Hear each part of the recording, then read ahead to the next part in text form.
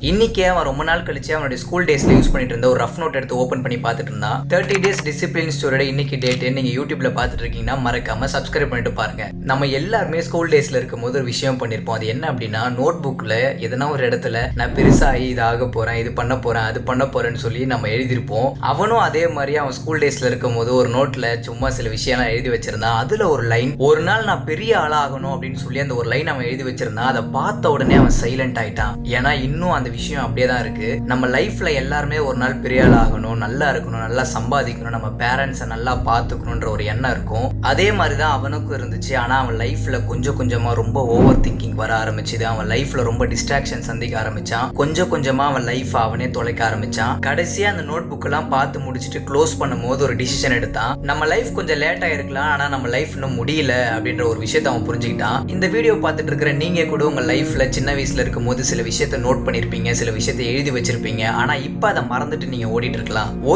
ஒரே ஒரு தடவை திரும்பி நினைச்சு பாருங்க. நம்ம லைஃப்ல நம்ம நினைச்ச விஷயம் சில டைம் லேட் ஆகலாம், பட் ஆனா அது முடிஞ்சு போகல. அதனால இப்பத்துல இருந்தே அது முயற்சி பண்ணுங்க, கண்டிப்பா ஒரு நாள் நடக்கும். இதே மாதிரிதான் அவனும் அந்த டிசிஷன் எடுத்தான். நான் நிச்சயமா ஒரு நாள் பெரிய ஆளாவேன் அப்படின்னு சொல்லி அவன் ஒரு டிசிஷன் எடுத்திருக்கிறான். அதுக்காக ஒரு நாளும் இனிமே அவன் எஃபர்ட்டும் போட போறான். நம்ம தொடர்ந்து பார்க்கலாம். நீங்க தொடர்ந்து பார்க்க மறக்காம நம்ம பேஜை ஃபாலோ பண்ணிக்கோங்க. இந்த வீடியோவும் உங்க ஃப்ரெண்ட்ஸுக்கும் ஷேர் பண்ணிடுங்க.